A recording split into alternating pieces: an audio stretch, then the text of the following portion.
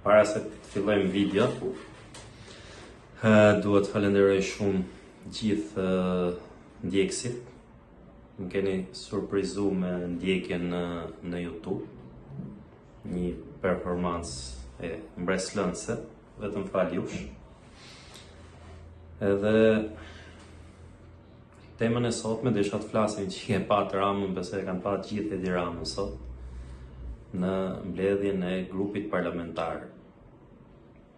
Tha, po thuaj se fjalë për fjalë që Belinda ka kry punë, po unë këto masa do t'i marrë për të mbrojtë veten time. Kur doli vendimi i gjykatës kushtetuese, u kriju një kakofoni e madhe.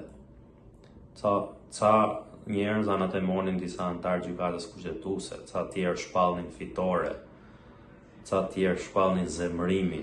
Në fakt, do ta shihni ke kjo video që do fus tani. E kam thënë një ditë pas vendimit gjykatës kushtetuese që doli 4-4, personi që ndryshoi qëndrimin ka qenë njeriu më i shantazhueshëm nga antarët e gjykatës kushtetuese, Gent Ibrahimi, dhe ai ishte, pavarësisht se media spekuloi edhe mashtroi gjatë gjithë kohës me këtë gjë. Edhe ju shpjegova te videoja që Gent Ibrahimi votoi pro Ramës duke votuar kundër Ramës. Jo vetëm Genti, po të katërt ata. Shifeni video. Katërshja, që Gjoja votoi kundër Edi Ramës, mes tyre edhe Gent Ibrahimi, i sugjeruan Ramës që të lutem shumë, ja ku e keni, të lutem shumë na ndërhyj në kodin penal. Dhe rrjedhimisht ndoshta edhe në kushtetut. Pra, siç e shihni, kam thënë pikërisht këtë që po ndodhte, kemi thënë. Pikërisht këtë që po ndodhte sot. Edi Rama do kapet pas katërshes që i tha futu dhe bëj ndryshime në kodin penal edhe në procedurat ligjore se gjasme, mos hyn drejtësia, mos futet drejtësia të pezulloj një antar të kabinetit të ekzekutivit. Ju e pata thënë edhe më herët që do ishte më mirë që 8-0 të ishte votimi në favor të Edi Ramës, pra të mos lejohet pezullimi një antari të ekzekutivit, por të kërkohet mandati i tij për arrestimin siç e bëri Spaku. Nëse loja atyre bashkë e luajti shumë bukur Edi Rama dhe sot është shumë pikë para të tjerëve. Te mbledhja sot e tha që na do e ndryshojmë tani, siç e qutë edhe te video që e përmenda, do e ndryshojmë, thasë na e kanë kërkuar këta, tha, dhe nuk mund të lejojmë, tha që gjyqësorit na futet nëpër këmbë neve.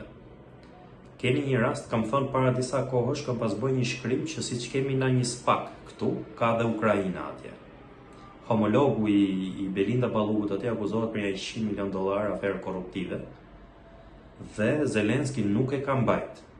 E ka shkarku, ka dhënë ndërheqjen, ka dash me u largu nga vendi dje, edhe e ka arrestuar në tren, e ka kthy mrapsh, ka dash me dal nga kufiri. Pra, ky as me standardet e Zelenskit nuk është kurrkund. Zelenski që është në luftë, që unë nuk e kam qef fare, por Spaku Ukrainës, ashtu si Spaku jon, janë vegla në dorën e atyre që i kanë financuar. Tani konkretisht po themi SBA-s edhe BE-s.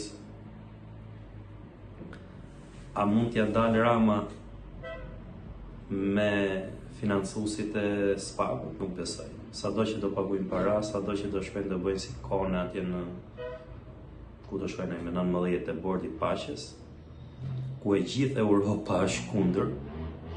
Ky do me na fut në Europë ne, edhe shkon si dërdolec në bordin e paqes për të servilos edhe për të marrë amnisti nga Trumpi. Asnjë vend nga Europa nuk do shkojnë. Doli ajo Ursula von der Leyen edhe tha Europa nuk shkon atje, nuk bëhet pjesë e kësaj e bordit paqes. Greqia ka refuzuar në mënyrë të prerë.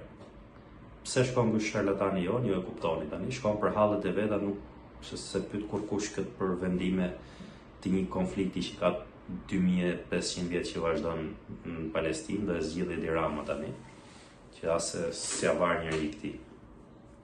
Por ai sot e mori vendimin edhe do përpiqet të bëjë ndryshimet Tani kur ndodhin ngjarjet, gjithë i lexojnë.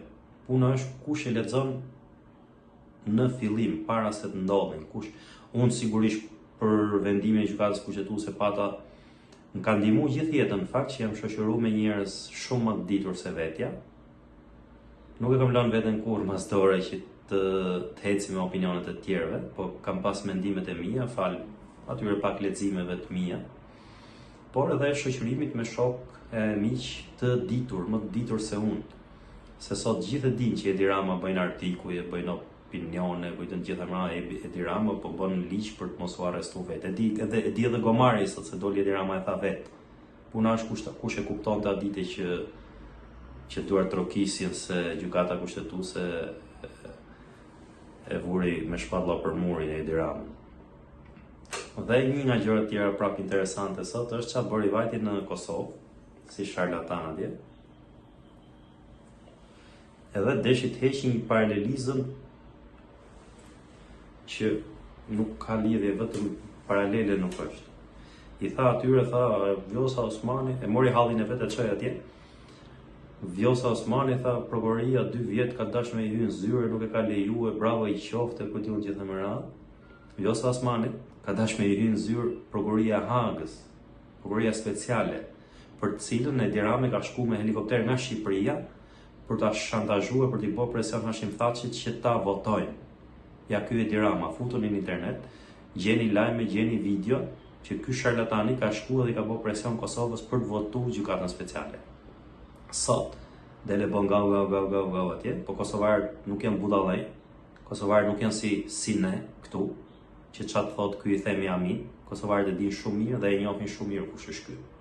E njohin sa i poshtër është edhe e njohin edhe ja din të gjitha herë thikat pas shpinën që ky i ka ngul Kosovës. Është nga vetmit kryeministër në 35 vitet e fundit që mori biçakun dorë dhe deshi të ndajnë Kosovën. I hypi kalit ndarjes Kosovës, i hypi kalit të Ballkanit hapur që favorizonte Serbinë. Pra ky është. Edhe do sot që vjedhjet miliardë që i ka bërë me Belinda Ballukun, ti paralelizojnë me kërkesat e prokurorisë speciale që doshte me hyrë në zyrat e Vjosa Osmanit për të saju ose për të kërkuar materiale për krime lufte, për t'i gjetë në favor të dënimit Hashim Thaçit. Pra, diametralisht të kundërta halli që Vjosa Osmani ka mbrojtur institucionet e kuvendit, institucionin e kuvendit dhe të presidentit të Republikës Kosovës ka qenë hall kombëtar, halli i Edi Ramës është hall personal. Pra ky i ka shku prokuroria ke dera se është hajdut. Vjosës i shkonte se doshte ta intimidojnë institucionin e presidentit të Republikës Kosovës për të gjetë gjoja sipas tyre materiale për gjykatën speciale, për cilën ky i ka ndihmuar, ka dhënë një dorë të fortë. Ja ky është Edi Rama. Unë ju falenderoj shumë që më ndiqni, vazhdoni, më ndiqni, do them për herë të vërtetat që unë i besoj si të vërteta. Bëni subscribe kanalit edhe faleminderit.